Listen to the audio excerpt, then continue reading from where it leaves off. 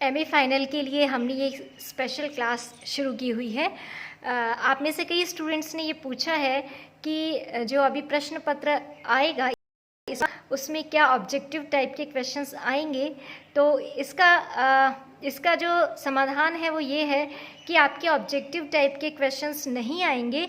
आपके 5 नंबर वाले प्रश्न आ सकते हैं, 2-2 नंबर वाले प्रश्न आ सकते हैं और 20 नंबर वाले जो प्रश्न हैं वो आपके आ सकते हैं। तो 100 नंबर का टोटल पेपर होगा और उसमें से आपको 50 नंबर के प्रश्न हल करने हैं। तो ये तो आपके प्रश्न पत्र की बात हो गई। हम आधुनिक राजनीतिक सिद्धांत के प्रश्न पत्र को के कुछ टॉपिक्स को स्टडी कर रहे थे जिससे आपको एग्ज़ाम्स में सुविधा हो।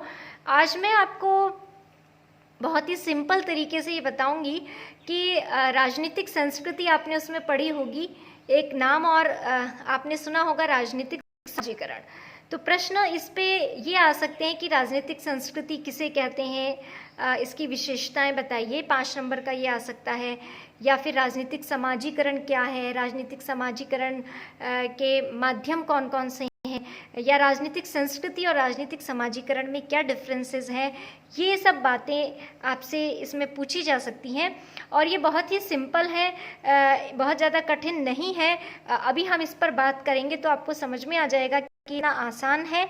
तो इस पर जो मुख्य रूप से दृष्टिकोण है राजनीति विज्ञान के, उनमें से राजनीतिक संस्कृति, राजनीतिक समाजीकरण, राजनीतिक व्यवस्था, राजनीतिक आधुनिकीकरण, कई प्रकार के इसके दृष्टिकोण हैं। तो हम बात कर रहे थे राजनीतिक संस्कृति की। राजनीतिक संस्कृति क्या है? राजनीतिक संस्कृति और संस्कृति, इन दोनों में क्या डिफरेंस है? देखिए, संस्कृति तो हम सभी जानते हैं कि जो हमारा कल्चर है वो हमारी संस्कृति है, और राजनीति को हम सभी जानते हैं कि राजनीति में क्या क्या आता है।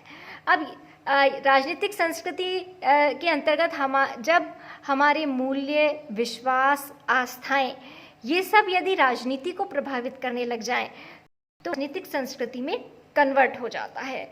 यानी संस्कृति का वो हिस्सा राजनीतिक संस्कृति कहलाती है जो कि राजनीति को प्रभावित करती है।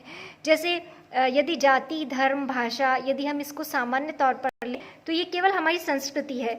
लेकिन जब जाति के आधार पर वोट डलने लग जाए, या भाषा के आधार पर जब बात होने लग जाए, या धर्म के आधार पर जब हम अपनी राजनीति को संचालित करने लग जाए, तो वो सब चीज़ें जो हैं वो राजनीतिक संस्कृति में बदल जाती हैं। तो हमारे जो मूल्य होते हैं, हमारा जो विश्वास होता है किसी भी जन समुदाय का, या हमारी जो आस्थाएं होती हैं जो कि हमारे कल्चर से रिलेटेड होती हैं, ये सब चीज़ें जब राजनीति को प्रभावित करने लगे तो वो राजनीतिक संस्कृति है, या उसको हम राजनीतिक संस्कृति कहते हैं। अब इसकी क्या वैल्यू होती है, इसको हम क्यों पढ़ते हैं, या क्या इसकी कीमत है, तो मैं आपको कुछ एग्जाम्पल्स बताती हूँ। उससे आपको ये स्पष्ट हो जाएगा कि ये कितनी इम्पॉर्टेंट चीज़ है, और यदि हम इसको मिस करते हैं, यानी इसको नज़रअंदाज करते हैं, तो हम कितनी बड़ी जो सच्चाइयाँ हैं उनको समझ नहीं पाएंगे।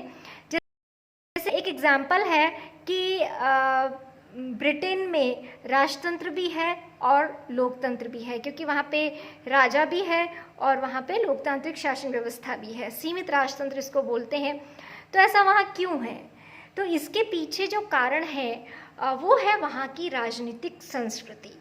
अब वहाँ की राजनीतिक संस्कृति, इसका रीज़न कैसे है? ब्रिटेन के लोग बहुत ही रूढ़िवादी और अपनी परंपराओं से लगा करने वाले हैं। तो वो ये नहीं चाहते कि जो राजपद है उसको हटा दिया जाए, या क्योंकि वो राजा का बहुत सम्मान करते हैं, तो वो अपने राजा का जो पद है उसको हटाना नहीं चाहते। तो अब लेकिन आगे बढ़ना है तो लोकतंत्र भी जरूरी है।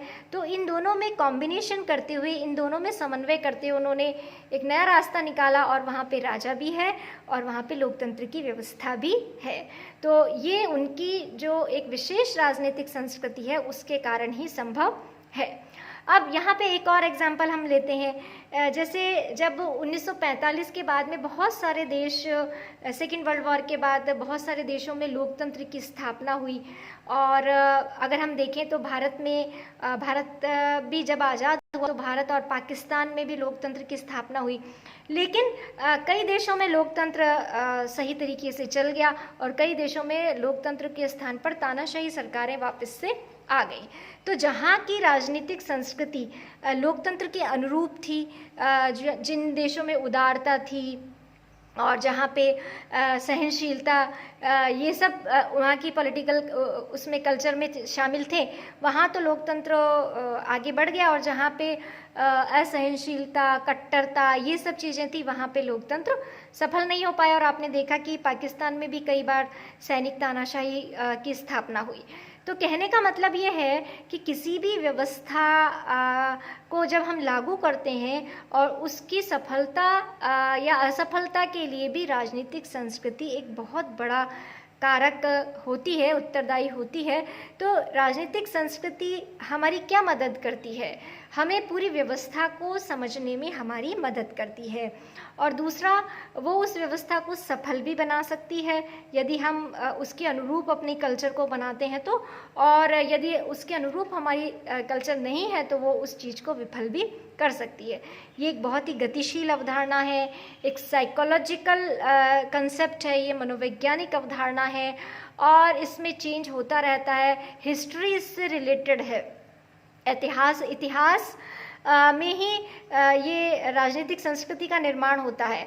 तो इतिहास से जुड़ी हुई है और ये किसी भी देश की राजनीति को शेप देने में और उसको समझने में हमारी मदद करती है। आमंड व पावेल हैं, ल्यूशियन पाई हैं, इन्होंने राजनीतिक संस्कृति पर अपना पूरा जो विवेचन है उसको प्रस्तुत किया है। एक और कंसेप्ट आता है जिसका नाम है राजनीतिक समाजीकरण। ये राजनीतिक समाजीकरण क्या है? राजनीतिक समाजीकरण का मतलब है राजनीतिक संस्कृति का एक पीढ़ी से दूसरी पीढ़ी में जाना। ये है राजनीतिक समाजीकरण।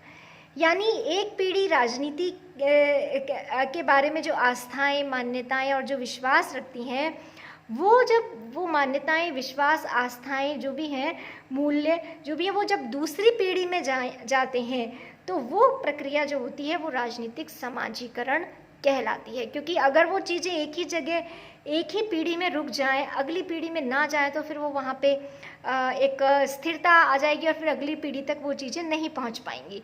तो राजनीतिक संस्कृति का एक पीढ़ी से दूसरी पीढ़ी में पहुँचना राजनीतिक समाजीकरण की प्रक्रिया है। अब ये होती कैसे है? ये होती है परिवार के माध्यम से, क्योंकि परिवार में जो कुछ मूल्य, विश्वास, आस्थाएं वो दूसरी पीढ़ी में पहुँचते हैं। ये होती है शिक्षण संस्थाओं के माध्यम से, क्योंकि शिक्षण संस्थाएं वो माध्यम है जिनसे ये सब मूल्य, विश्वास, आस्थाएं अगली पीढ़ी में पहुंचते हैं। ये होता है, इसमें राजनीतिक दल, दबाव समूह, आसपास के जो और सोशल ग्रुप्स हैं, ये सब भी इसके महत्वपूर्ण माध्यम है जिससे ये राजनीतिक संस्कृति एक पीढ़ी से दूसरी पीढ़ी में पहुंचती है। राजनीतिक समाजीकरण का महत्व क्या है या वो किस लिए महत्वपूर्ण है? राजनीतिक समाजीकरण इसलिए बहुत अधिक महत्वपूर्ण है क्योंकि वो राजनीतिक संस्कृति में चेंज ला सकता है, परिवर्तन ला सकता है। यदि ऐसा लग रहा है कि हमें किसी एक विशेष प्रकार की कल्चर की आवश्यकता है, राजनीतिक संस्कृति, तो वो चीज़ शिक्षण संस्थाओं और परिवार और समाज, इनके द्वारा वो पैदा की जा सकती है, बनाई जा सकती है। अब यदि हम नेगेटिव रूप में लें, नकारात्मक रूप में, तो जैसे हम चीन का उदाहरण लेते हैं या हम साम्यवादी देशों का उदाहरण लेते हैं, वहाँ पे क्या होता है, वहाँ पे स्कूल्स में और सब जगहों पे यही सिखाया जाता है कि जो शासक दल है उसी की आज्ञा को मानना है, वो जो कहे वही सही है, बाकी सब चीज़ें गलत है। तो ये सब चीज़ें सिखाई जाती हैं। तो वो क्या है, पॉलिटिकल कल्चर एक पीढ़ी से दूसरी पीढ़ी में पहुंच रहा है। तो वहाँ की साम्यवादी व्यवस्था को स्थिर रखने के लिए वो इस तरीके की बातों को वहाँ पे सिखाते हैं। अब यदि हम इसको उल्टा करें, यदि हम लोकतंत्र में रहते हैं तो लोकतंत्र को यदि सशक्त बनाना है, यदि हमें मजबूत बनाना है, तो फिर हमें वही सब बातें जो लोकतंत्र को सशक्त बनाती हैं, मजबूत बनाती हैं, हमें अपनी शिक्षण संस्थाओं में, परिवारों में, समाज में और राजनीतिक दलों, दबाव समूह, इनके माध्यम से अगली पीढ़ी को सिखानी चाहिए। ये बात मैं आपको इसलिए बता रही हूँ जिससे आपको राजनीतिक समाजीकरण का जो इम्पोर्टेंस है, जो उसका महत्व है, वो आपको समझ में आए। तो राजनीतिक संस्कृति एक अलग चीज़ है, राजनीतिक समाजीकरण एक अलग चीज़ है। ये दोनों बहुत महत्वपूर्ण है राजनीति के प्रोसेस को समझने के लिए, राजनीति की जो प्रक्रिया है उसको समझने के लिए, और उसका जो यथार्थ है और उसकी जो वास्तविकता है उसको समझने के लिए। तो इसको जो आपने अभी सुना है, इसको आप जो भी आपका स्टडी मटेरियल है उससे आप उसको स्टडी करिए, पढ़िए। यदि आपको समस्या आ रही है, क्योंकि समय बहुत कम है, यदि आपको कोई समस्या आ रही है तो आप मुझे चैट बॉक्स में लिख दें या व्हाट्सएप ग्रुप में लिख कर भेज दें। यदि आपको किसी स्टडी मटेरियल की ज़रूरत है जो आसान भाषा में हो तो भी आप मुझे सेंड कर दें, मैं आपको उसका जो PDF बना के आपको व्हाट्सएप ग्रुप में सेंड कर दूंगी। तो आप इस वीडियो को सुनिए। शाम को जो इवनिंग में मैं आपको एक और वीडियो शेयर करूंगी आधुनिक राजनीतिक सिद्धांत पर, क्योंकि हमारा सिलेबस तो बहुत बड़ा है, लेकिन आपके लिए सुविधा है कि कोविड के कारण आपको इसका 50% ही हल करना है।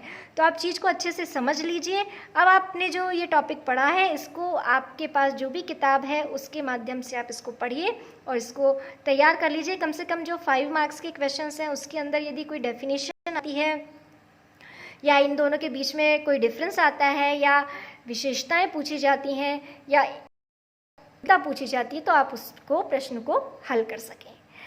तो अभी की जो क्लास है उसके लिए इतना ही, और आप इसको अच्छे से सुन करके इसको अपने टॉपिक को तैयार कर लीजिए।